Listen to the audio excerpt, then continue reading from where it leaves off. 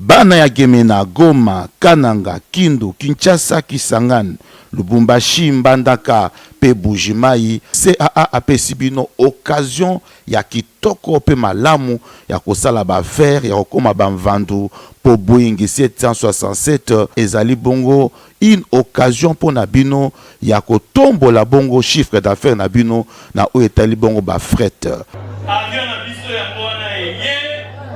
tokosala na yango mosala moto abangisa moninga moto akabela moninga ezali te soki napesi yo biloko lobi koya lisusu awa te. Avion na bino yango wana ye tosala mosala lutu tokomema kopo tokomema sani tokomema ba plastique tokomema friperi tokomema ba moto tokomema mituka tokomema ebona nzela ya kananga bataba ya bomoi tokomema fumba pe tokomema.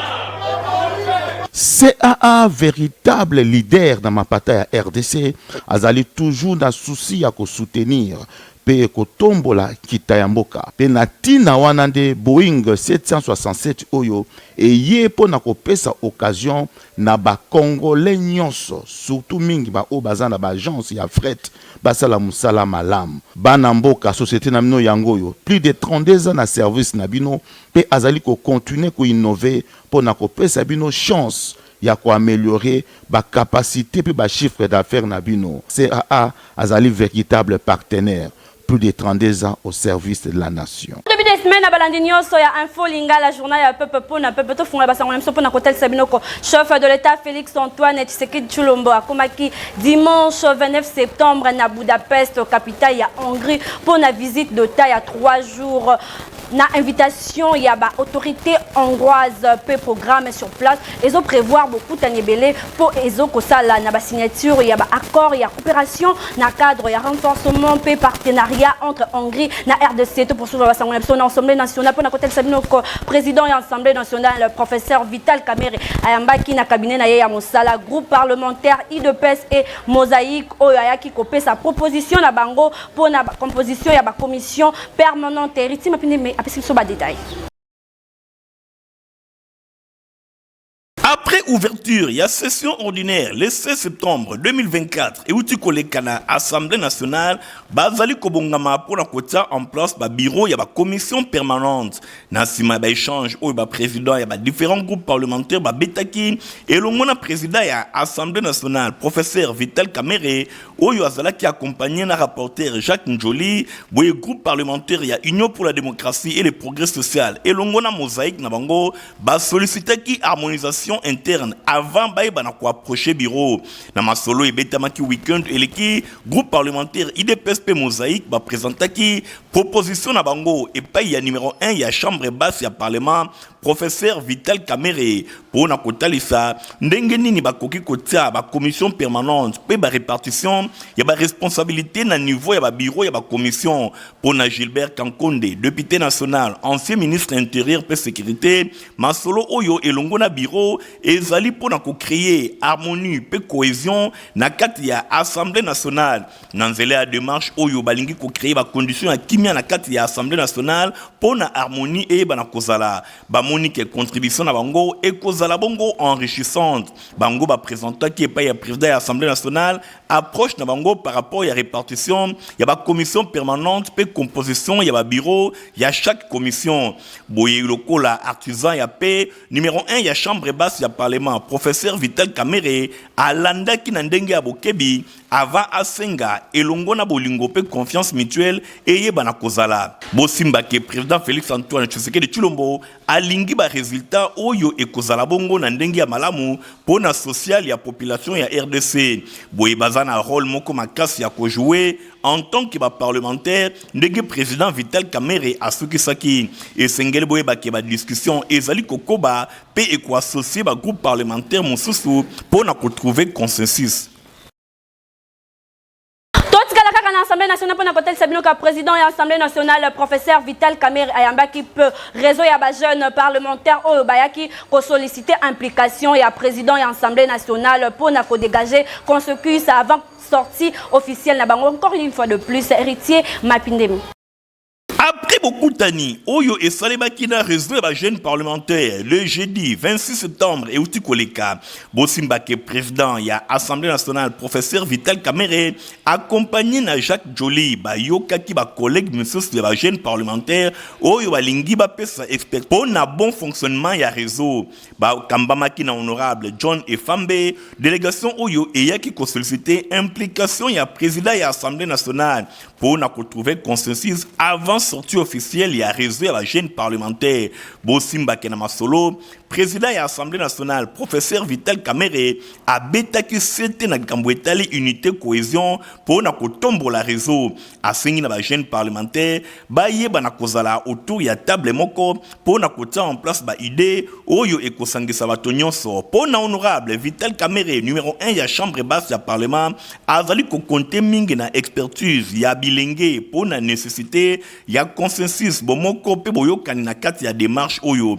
ya pesa ki ba conseil et pas ya délégation oyo e ya kaliboso et pas ya honorable Roger Bimwala na kombo ya délégation John Efambe alobi asepeli na ba orientation oyo e pesa meli bango et pas ya président ya Assemblée nationale libosi ba préoccupation na bango alobi ba uti koyambama et pas ya président Vital Kamerhe pour na koluka ndenge nini ko dégager consensus pour na oyo tali inclusivité et création ya réseau ya ba jeunes parlementaires atei bango apesi bango ba ligne de conduite oyo esengeli elanda na contexte oyo mboka ezali lelo pour na ko lancer schéma moko consensuel ba koki koloba ke ba entretien nyonso mibale oyo numéro 1 ya chambre basse ya parlement accordaki na ba jeunes parlementaires ba divergence ya ba idée nyonso et koki ko servir désormais pour na kotombola réseau ya ba jeunes parlementaires. Honorable Mao Twene Elia Selembao asangisa ku échantillon ya babase na ye week-end l'équipe na ko remercier bango na ndenge ba votaki ye pe na ba élection ya le 20 décembre 2023 héritier Mapindemi Christian Kengebin.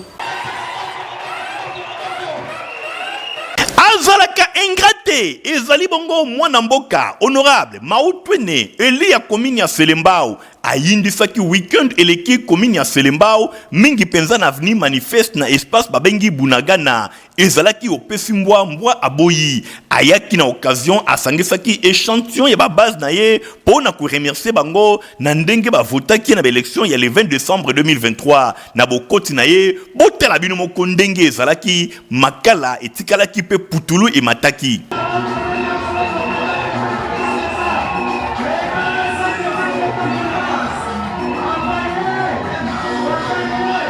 Boye na bokomi na ye ya liboso ezalaki pona kosala une minute ya silence na ndenge moko ya bakordo na ye auti kokufa alors que azalaki vraiment combattant pe guerrier pona kobunda enfin que honorable Mao Twene ayeba na kozwa victoire a présentaki pe bakordo ya ba structure na ye oyo baza lokola ba point focaux ya honorable Mao Twene bisika nyonso na commune ya Selembao bosimba ke ba responsable ba structure nyonso bazalaki présenté et pa ya ba base na ye bongo na sima Mabo Barnabé azwaki pe maloba ye azali moko ya bakambi ya structure ya assainissement asepelaki mingi ndenge honorable Mao Twene ate bango en contact na ville ya Kinshasa bazali ko travailler en partenariat pour na kotabo peto na ville ya Kinshasa nyonso wana ezali kotalisa reconnaissance bongo na sima ezalaki sombele suka bisanga et pa wapi ye moko honorable Mao Twene azwaki maloba pour na ko remercier bana commune ya Selembao na ndenge ba pesa ki confiance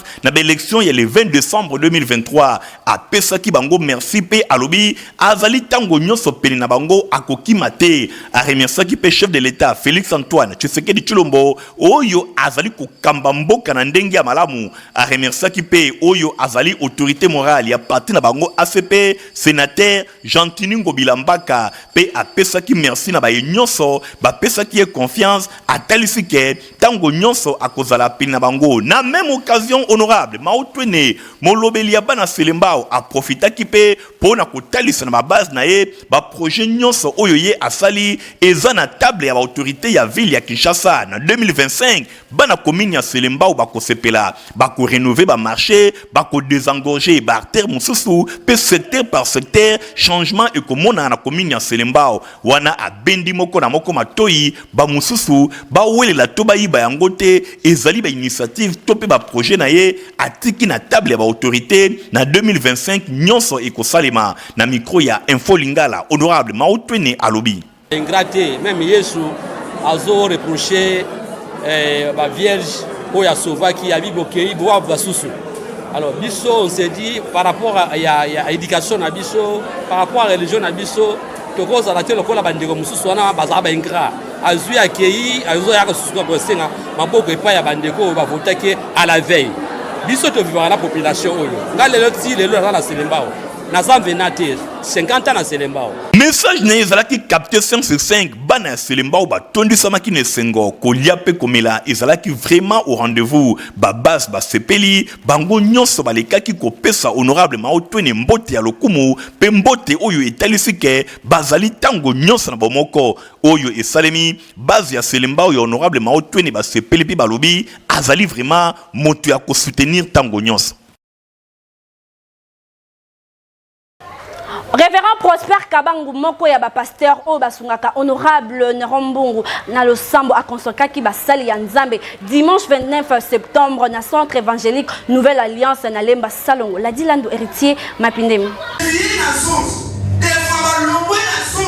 Culte ya consécration, ya basali na Nzambe, ya centre évangélique Nouvelle Alliance, sena na mokuse e kambamaka e pa ya révérend Prosper Kabangu, moko ya basali na Nzambe, oyo bazwami na lisanga ya basali na Nzambe, oyo basungaka honorable Nerombungu, fumabanga moyo tango nyonso na mabondeli. Lisanga oyo ezali lokola ba conseil spirituel ya son excellence honorable Nerombungu nyonso esalemaki na occasion ya bokundoli milulu ya 5e anniversaire ya création ya etonga oyo bosimbake ezalaki na kati ya communauté des assemblées dédiées au Congo CADC na mokuse to KDC membre ya église de Christ au Congo ECC ndenge moko révérend Kabangu alimbolaki na suka ya culte. Donc tozalaki na milulu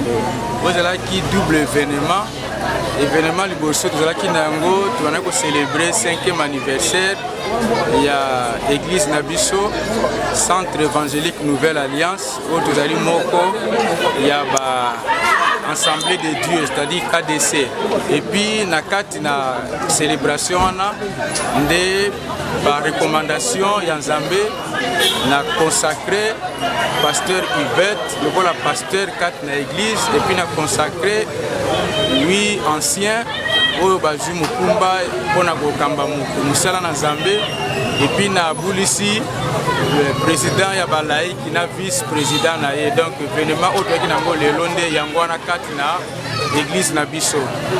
Mokambia Yambo ya centre évangélique Nouvelle Alliance révérend Prosper Kabangu a profité na occasion oyo ya milulu pour na kopesa message na population. Bandimi ya etonga Sénat pe ba membre ya ba famille ba sel na Nzambe oyo bazalaki consacré ba tondi samaki na sengo pour na koyembela nkolo ko sanjola ye pe ko kumisa Nzambe na double cérémonie oyo esalemaki awa. En tout cas, nyonso elekaki kitoko. Compagnie africaine d'aviation CAA na mokuse ya te pona ba passager na ye Boeing 767 cargo pona ba fret na bino bolanda reportage ya Michael Toto. Espace 55 na commune ya Kinshasa etonda kibongo na ba délégué ya ba agence ya fret ya RDC. Occasion pona CAA na nzela ya directeur commercial cargo Faustin Mandangi ya ko présenter bongo na ba échantillon ya ba agence oyo politique ya CAA na oyo etali bongo ba cargo. C'est qui opportunité oyo pona ko présenter bango avion ya sika ya CAA Boeing 767 oyo ezali na capacité à 45 tonnes. Yango ezali véritable bomundunda pona ko permettre na bango basala bongo ba faire kitoko. Ndenge ka toloba bana kindi ya bino société o Italie aviation yango CA ya bo ezala te di jamais vu au Congo 45 tonnes donc ndenge to aboye ata kuna na Bukangalonzo ekokoma, ata kuna na Bunagana ekokoma à cause ya CA. Tosengi bino bopesa confiance na agence ya CA. Soki tozwi kaka 3 avions ya boye na bila Kinshasa to na Congo mobimba to faciliter maman des enclavements na Italie ko sala ba fret ya ba colis komi tungisa mekozala soute. Oui, avec Boeing 6765 en tout cas masolo esili. Masolo fret na Congo esili. Bapesi biso mutu pasi na ba avion ba fula kimanze keme lelo tozwi avion na tsika. Tosengi na ba agence nyonso fret nyonso compagnie yango CAA. Bapesi biso avion sika avion motuya 45 tonnes, en tout cas avec tonnage, en tout cas côté de tous les sepela. Avion boeso zangomi balé na Congo, en tout cas tolali pongia ba bébé. Vous allez kosenga na bakonzi ya CA pour koyebisa bango. Oyo ba pesi aider peuple congolais. Mais aider nyoso te. Baba kisabiloko boyeza na tamisato. Pour 45 tonnes oyo soki ezali misato na kati ya République démocratique du Congo na bandi ko zalaise mo makasi. En tout cas toujours féliciter bango na o basali baba kisa musu basukela awa te. Baba kisa biloko betoza nango mibale misato pour faciliter peuple congolais ata mutu azana bitabe amona ndenge akotima yango. Bana ya Gemena, Goma, Kananga, Kindu, Kinshasa, Kisangani, Lubumbashi, Mbandaka, pe Bujimai, CAA apesi bino occasion ya kitoko pe malamu ya kosala ba faire ya kokoma bamvandu po Boeing 767 ezali bongo une occasion pour na bino ya kotombola bongo chiffre d'affaires na bino na o etali bongo ba fret. Avion na biso ya mwana eye tokosala na yango mosala moto abangisa moninga moto akadela moninga ezali te soki napesi yo biloko lobi koya lisusu awa te. Avion na bino yango wana eye tosala mosala lutu tokomema kopo tokomema sani tokomema baplastique tokomema friperi tokomema bamoto tokomema mituka tokomema eboko na nzela ya kananga bataba ya bomoi tokomema fumba pe tokomema.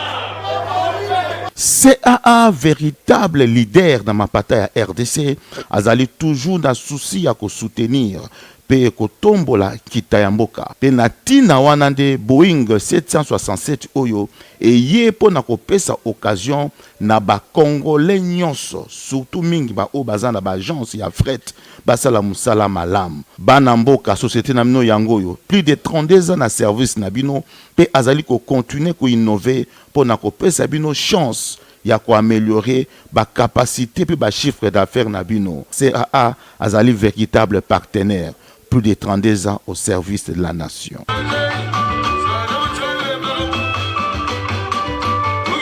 Maison de soins Magie Marefu et Kambamakana, docteur Zimamoto Bazo traite plus de 99 maladies pour la bien-être et la population bolanda. Ba détail na héritier Mapinde Mepe Christian Kangebeni.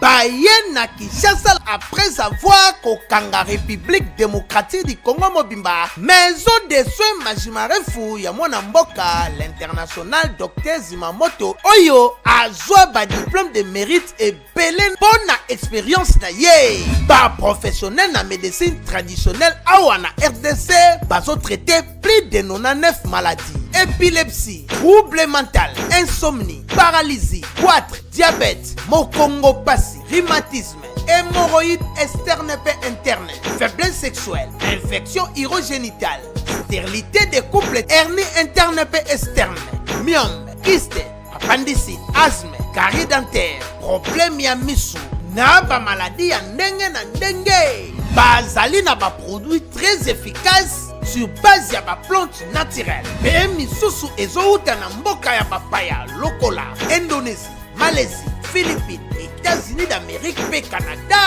Ba appareil ya wake eza na pointe mpona koaccompagne baguérison baexamen ezosalema na appareil scanner IN24 nouvelle technologie bana Kinshasa boya kosalisa baexamen na bino na prix promotionnel kobanda lundi ti vendredi na 5000 francs ya pamba na fiche na yo na kati bongo mpona samedi pe dimanche na 3000 francs ya pamba de 7h30 à 18h30. Adresse à Sœur Boulevard Lumumba, numéro 85, qui colle, référence arrêt école. Pour tout contact, 089 75 27 431.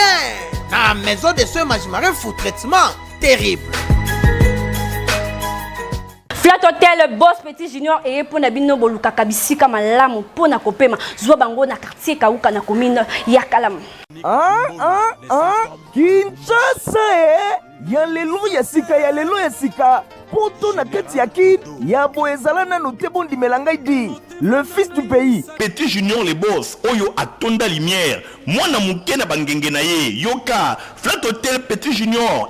asaleli bino mo bange na immeuble oyo boza komona immeuble Flat Hotel Petit Junior yo ya Kalamu Washington ye na Kinshasa bokozwa ayo ba chambre kuba ba appartement haut de gamme ya ba 10 chambre salon na ya chambre salon nyonso ezali awa veut dire nyonso na kati ezali ba fauteuil elenda ovandi ozodenda neti na trampoline ba mbetu ya nyaki sakosaka na te bokozwa même basala manger na kati ba meuble ya qualité na ndenge ya nyama ata outi Europe okoregrete te mpona nino ye Kinshasa po différence eza ata moke te cuisine mpe na kati ezali veut dire soko ye awa na immeuble Petit Junior mema kaka nzoto na yo na bilamba ya kolata le reste eza affaire na bango na bachambre bokokuta bagarde-robe ya haute qualité bilamba toujours moite di baclimatiseur na pointe malili neti na hiver douche ya mokwake avec chauffe-eau batelevizeur connecté awata courant kei engaye mbala moko bapano solaire ezwi relais direct molili awa bosana biloko bana mboka bazalaki kozela yango ywe bokanisi esili nono mpona baseremoni na bino nyonso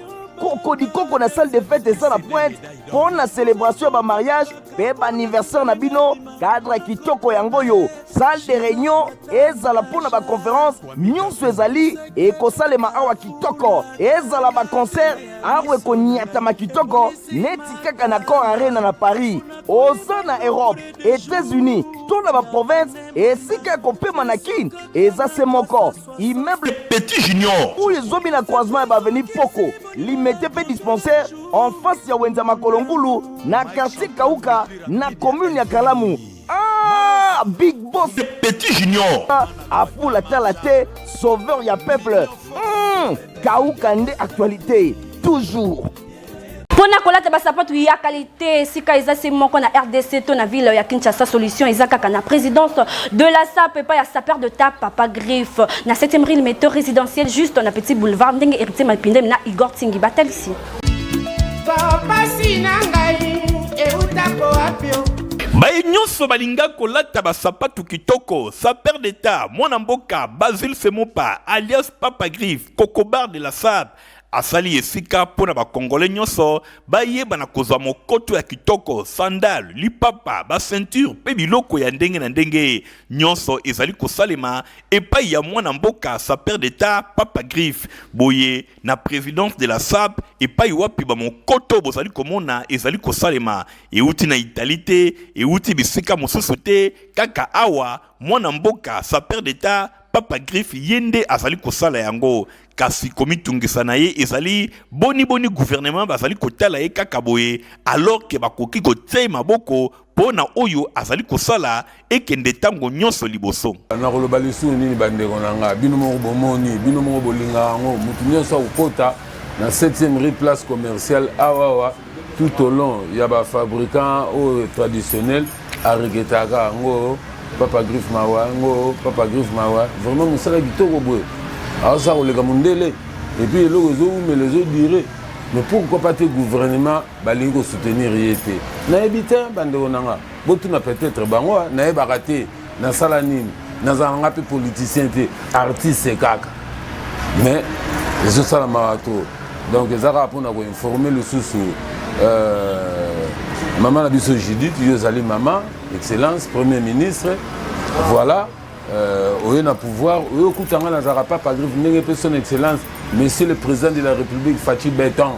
Yé pas ya okutanga déjà nazara papa griffe artiste coordonné. Mais naye baraté pourquoi nazanga soutien? Pourquoi vous soutenez ngati? Nga mutu vraiment naye combattre ba chinois, naye combattre ba expatriés, naye combattre ba turcs pour que Congolais là te loga bien à faux prix et puis durable. Aux en manifestation. Aux en fête moko songolo au libala yaka en tout cas jour en les jour na au lia batutu na fête et le moko durable les à la chaussure les à la sandale les à la ceinture les à la sac les à cordonnerie na maroquinerie attache chaussure les bolite le la ilk oye na dimina le le mort na dimina le mort attache le mort na comme ça le la ilk na comme ça mais pour na ninité na prendre jeunesse montante va se prendre en charge na transmettre bango la coordonnerie boninga na kufana ke na domaine nanga adresse ezali semoko na 7e rue Limité aux na petit boulevard Limité résidentiel et paiwapi basapatu ya kitoko ezali kosalema bana mboka bo pesa confiance et pa yande konabino sa père d'état papa griffe pona kosomba biloko oyo ye azali koteka yangonde e kotombola mboka na biso pambate batu ya mayele pe batu ya créativité bazali Potiva pezali potopoto kitoko ezotia bana mike à l'aise bino pe mikolo boko komela yango. Ah merci, ya buinde bana nyoso baza kuringa à la pochette.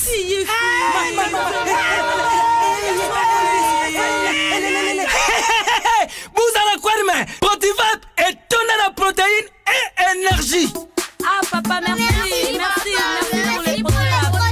les enfants. Eh bino, bote la baonine. Bote ma kodona bino. Ba kansa ba bonga. Bona bana na yo ba kumarukura bana oyo. Fo lesa kabango poto Protivac. Et ça ba pota te. Allez, kamata. Bon appétit. Bana nyeso ba yaka Protivac. Ah ba sisi kulia ya bango Protivac. Ba bandi ba danser na bango ya ba bébé pro. Tala. Ba yango tata kitoko ntoto makachi tukana mbimbi oyo tukana mbimbi makusa Protivac poto kitoko pona ba bébé pro bozala ki ebele pona kolanda info lingala ya mokolo lelo soki bosepela ki na yango boloba merci na Igor Ting wazala ki na sima ya caméra concours rédentionnel ya Nathalie Kaila supervisé pa ya héritier mapinde me montage kuma maki pa ya Fabrice Lundo mipe Christian Kiangebi ngala bino tokutena mokolo ezali koya au revoir. Bana ya Gemena, Goma, Kananga, Kindu, Kinshasa, Kisangani, Lubumbashi, Mbandaka, pe Bujimai, CAA apesibino occasion ya kitoko pe malamu ya kosala ba faire ya kokoma ba mvandu po Boeing 767 ezali bongo une occasion pour nabino ya kotombola bongo chiffre d'affaires nabino na o etali bongo ba fret. Avion na biso ya mwana eye tokosala na yango mosala moto abambisa moninga moto akabela moninga ezali te soki napesi yo biloko lobi koya lisusu awa te avion na bino yango wana eye tosala mosala lutu tokomema kopo tokomema sani tokomema ba plastique tokomema liberi tokomema ba moto tokomema mituka tokomema ebona nzela ya kananga bataba ya bomoi tokomema fumba pe tokomema. CAA, véritable leader dans ma bataille à RDC, azali toujours dans souci à soutenir pe kotombola kita ya mboka pe na tina wana nde Boeing 767 oyo eye mpo na kopesa occasion na bakongolais nyonso surtout mingi baoyo baza na baagence ya fret basala mosala malamu bana mboka société na bino yango oyo plus de 32 ans na service na bino pe azali kocontinue koinnove mpo na kopesa bino chance ya koaméliorer ba capacité pe ba chiffre d'affaires na bino. CAA azali véritable partenaire, plus de 32 ans au service de la nation.